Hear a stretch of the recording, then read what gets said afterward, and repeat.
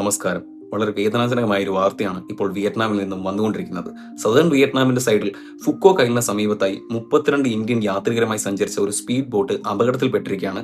അതിൽ തന്നെ 15 ഇന്ത്യൻ യാത്രികരുടെ മരണം ഇന്ത്യൻ എംബസി ഒഫീഷ്യലായിട്ട് സ്ഥിരീകരിച്ചിരിക്കുകയാണ്. ടോട്ടൽ 32 യാത്രികരോടൊപ്പം 4 വിയറ്റ്നാമീസ് ക്രൂവും അങ്ങനെ 36 പേരായിരുന്നു ആ ബോട്ടിൽ ഉണ്ടായിരുന്നതെന്നാണ് നമുക്ക് ലഭിക്കുന്ന വിവരം. അതിൽ 15 പേരുടെ മരണം സ്ഥിരീകരിക്കുകയും ചെയ്തിട്ടുണ്ട്. വളരെ ഊർജിതമായിട്ടുള്ള രക്ഷാപ്രവർത്തനങ്ങൾ അവിടുത്തെ ഗവൺമെന്റും ലോക്കൽ അതോറിറ്റീസും നടത്തിക്കൊണ്ടിരിക്കുകയാണ്. വരും മണിക്കൂറുകളിൽ മാത്രമേ നമുക്ക് കൃത്യമായിട്ടുള്ള ഒരു വിവരം ഇതിനെപ്പറ്റി ലഭിക്കുകയുള്ളൂ. എന്നാൽ പ്രാഥമികമായിട്ടുള്ള വിവരത്തിന്റെ അടിസ്ഥാനത്തിൽ നമുക്ക് പറയാൻ സാധിക്കുന്നത് അവിടുത്തെ ബാഡ് വെതറും അതേപോലെ തന്നെ ഹൈ ടൈഡ്സും ഒക്കെയാണ് ഈ ഒരു അപകടത്തിന് കാരണമെന്നാണ്. സ്പീഡും ഒരു കാരണമായിട്ട് പറയപ്പെടുന്നുണ്ട്.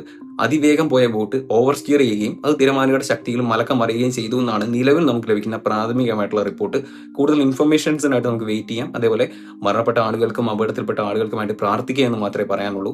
എത്രയും വേഗം രക്ഷാപ്രവർത്തനം നടക്കട്ടെ. അതേപോലെ ഈ ഒരു സാഹചര്യത്തിൽ എനിക്ക് നിങ്ങളോട് പറയാനുള്ളത് മലയാളികളുടേത് മാത്രമല്ല എല്ലാ ഇന്ത്യക്കാരുടെയും ഫേവറേറ്റ് ആയിട്ടുള്ള ഒരു ഡെസ്റ്റിനേഷൻ അല്ലെങ്കിൽ ഒരു വെക്കേഷൻ സ്പോട്ടാണ് വിയറ്റ്നാം എന്ന് പറയുന്നത്. അവിടുത്തെ ഐലൻഡ്സും അതേപോലെ തന്നെ ബീച്ചുകളും ഒക്കെ വളരെ ഫേമസ് ആണ്, പ്രശസ്തമാണ്, പറയാതിരിക്കാൻ പറ്റില്ല. എന്നാൽ നിങ്ങൾ പോകുന്ന സീസൺ നിങ്ങൾ കറക്റ്റ് ആയിട്ട് റിസർച്ച് ചെയ്ത് തിരഞ്ഞെടുത്തിട്ട് വേണം പോകാൻ. ഏതെങ്കിലും ഏജൻസിയിൽ ഒരു ഓഫർ കാണുമ്പോൾ അല്ലെങ്കിൽ കേൾക്കുമ്പോൾ ചാടി പിടിച്ച് അവിടേക്ക് പോകാതിരിക്കുക. കാരണം ഇവിടെ ഇപ്പോൾ മൺസൂൺ സീസൺ ആണ്, അതേപോലെ തന്നെ വിയറ്റ്നാമിലും മൺസൂൺ ആണ്. ആ ഒരു കാര്യം നിങ്ങൾ ഓർമ്മയിൽ വെക്കുക. ഇപ്പോൾ അവിടെ മഴയും അതേപോലെ തന്നെ ഹൈ ടൈഡ്സും ഒക്കെ ഉള്ള ഒരു സമയമാണ്. വളരെ ഡേഞ്ചറസ് ആയിട്ടുള്ള റിസ്കി ആയിട്ടുള്ള ഒരു സമയമാണ്.